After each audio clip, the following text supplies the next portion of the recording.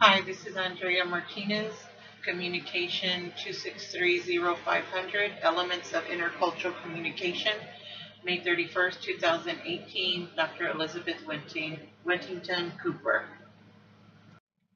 The name of this guide is a small travel guide, Know the Nonverbal Communication of the Filipino Culture.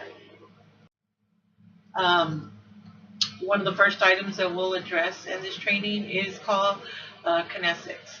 This is something that will allow one to know what a hand or arm or leg or facial feature or gesture in the Filipino culture means. If one is to put their hands together in a prayer type of stance and nod their head, it's a sign of respect.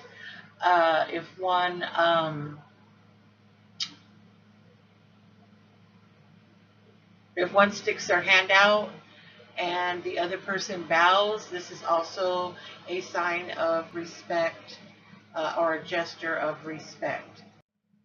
The next thing we have is haptics, which is another nonverbal form of communication, which means touch. One may touch by embrace or holding of someone's hand, or people also are kind of touchy-feely in the Philippines. Uh, It's been known for women to greet each other with a kiss, but this is just a form of warmth and friendship. It is okay for women to handshake, but just keep in mind the proper body distance. Next, we have oculesics, which is known as the eye contact. In the U.S., as you know, eye contact is welcome. We like eye contact to look at each other. It shows interest and respect. But in the Philippines, it's a natural behavior for women to want to shy away from um, eye contact because it shows respect. Um, Extensive eye contact is not really recommended. So, take a look, but no staring. Next, we have paralinguistic, which paralinguistic is just like paralanguage. It's associated with one's voice or volume, rate, pitch, or the pause of a voice. One can demonstrate their emotional state by sounding happy, sad, excited, or nervous. When speaking, um, when speaking, your voice is important. In the Filipino culture, one will make every effort to stay respectful. Because of this, one may verbally say yes to avoid saying no. One must be aware of the nonverbal cues that allow one to know if the yes means yes or does it mean maybe or even no. So you have to keep that in mind as well. Next, we have chronemics. According to Newlip, chronemics references the use of time. So be punctual and meet timeframes or deadlines, as this is important. The general expectation for business is to be on time to all appointments. However, if this is a fellow colleague or there may be some flexibility. That's kind of optional. If one is traveling to the Philippines for business, it is recommended to schedule the appointment several weeks in advance and schedule the time for mid-morning or afternoon. And I would also recommend being prompt to any scheduled events. We're going to also discuss proxemics. This is related to space.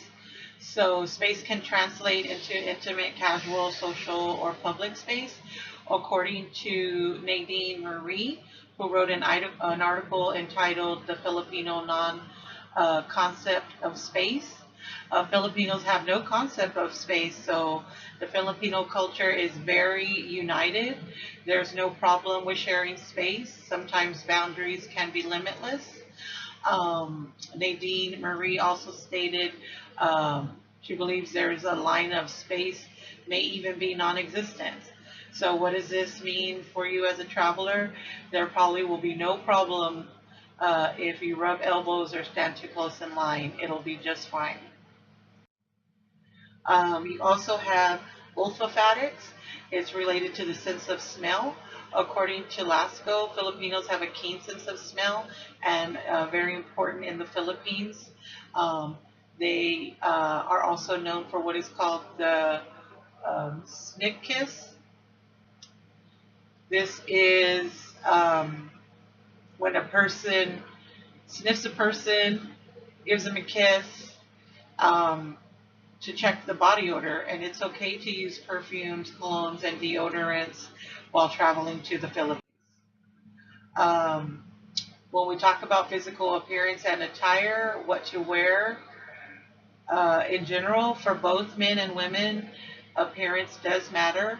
Although restaurants and hotels may not have a dress code, it is shorts are a no-no.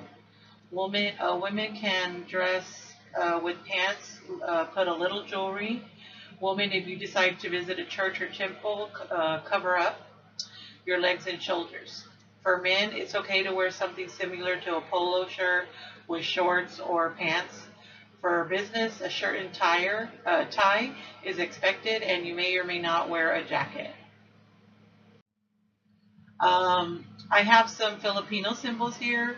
We have the national anthem, Lumpang Hinirang, which means chosen land. We also have the Filipino flag, that represents the Philippines, the Philippine eagle as well. We have a national flower, the Sampaguita, uh, which means Arabian jasmine.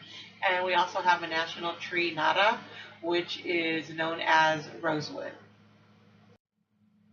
A few do's and don'ts. You do want to address people by their title and family name.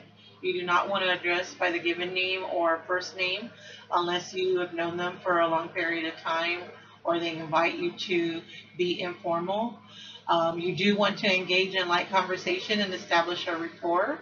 You do not want to raise your voice or interrupt. It is considered offensive and shows lack of respect. You do want to accept gifts and you do not want to open it in front of the giver.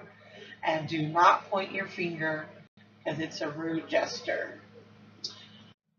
Well, that does conclude our presentation and our training to prepare you for your trip to the Philippines. So if you have any questions or comments, I will take those. Otherwise, thank you so much for your time and attention to this presentation. Have a great day.